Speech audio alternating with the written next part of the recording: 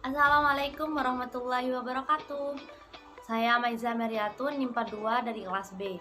Dan di sini saya akan memaparkan hasil penelitian mini riset saya, yaitu tentang analisis kelayakan bisnis di Rumah Melon Artodung, yaitu yang berada di Desa Artodung, Kecamatan Galis, Kabupaten Pamekasan.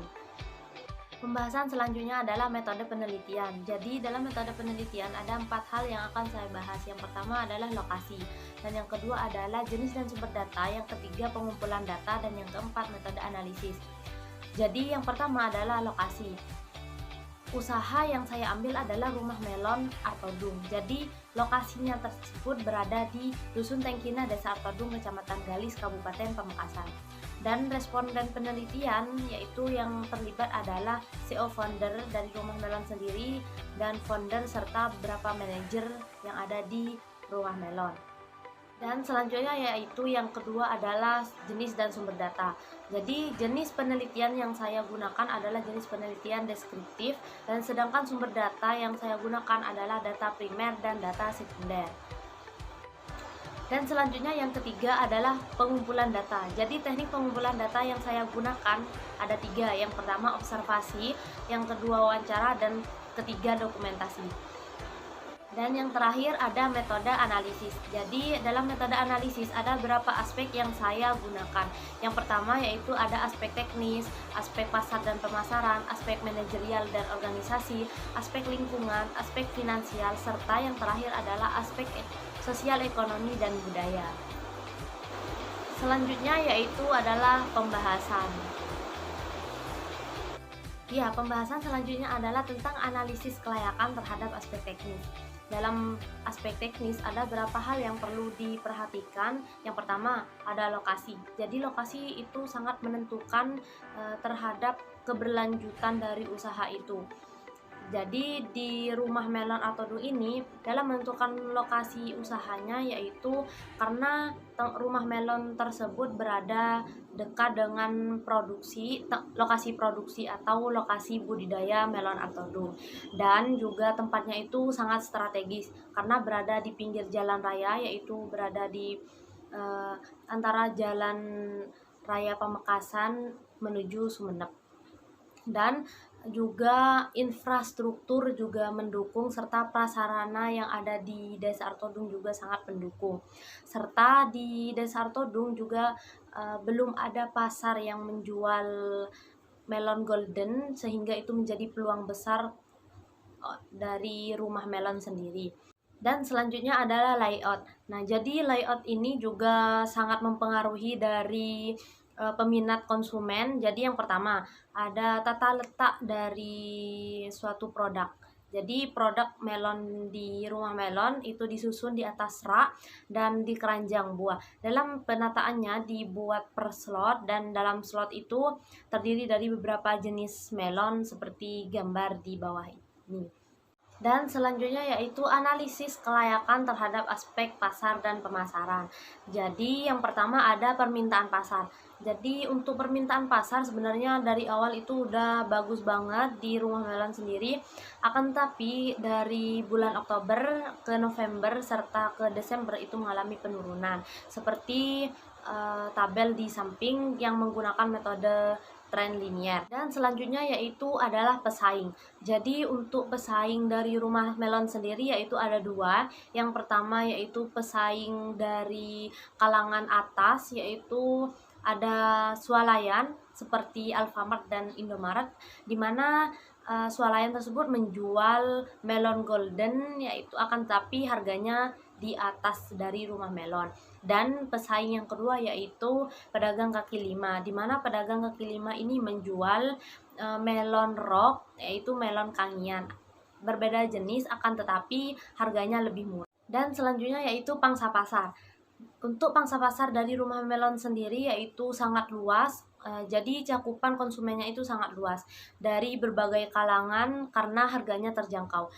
Ya, selanjutnya ada bauran pemasaran. Di dalam bauran pemasaran ada 4P yang perlu diketahui, yaitu product, price, place, dan promotion.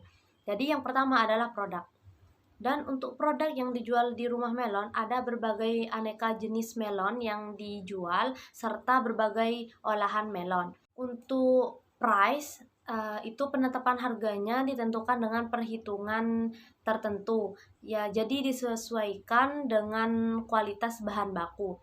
Untuk harga sendiri bermacam-macam, mulai dari harga 4.000 hingga 16.000 per kilogram. Dan yang kedua, place atau sistem distribusi. Jadi tempat distribusinya dilakukan dengan cara online dan offline.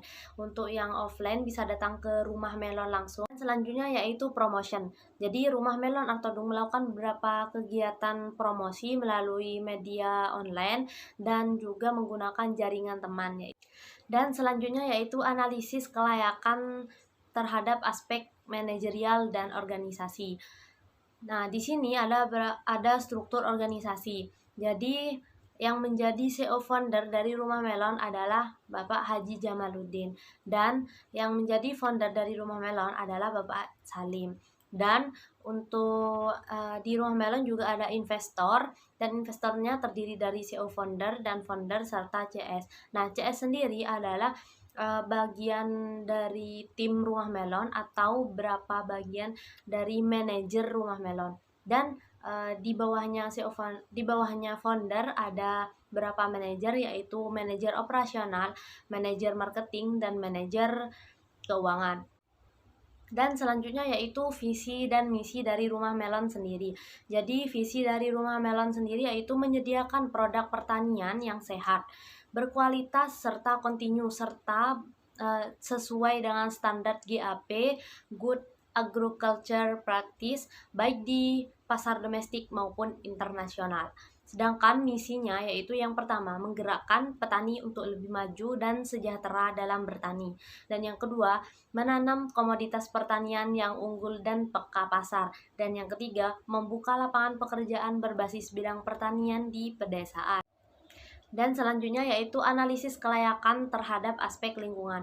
Jadi dengan adanya Rumah Melon ini ada beberapa dampak yang dirasakan oleh beberapa masyarakat yang ada di dekat dengan Rumah Melon, yaitu karena adanya bau dari sisa sampah ataupun melon yang sudah busuk dirasakan oleh pemilik rumah yang berada di satu halaman dengan Rumah Melon.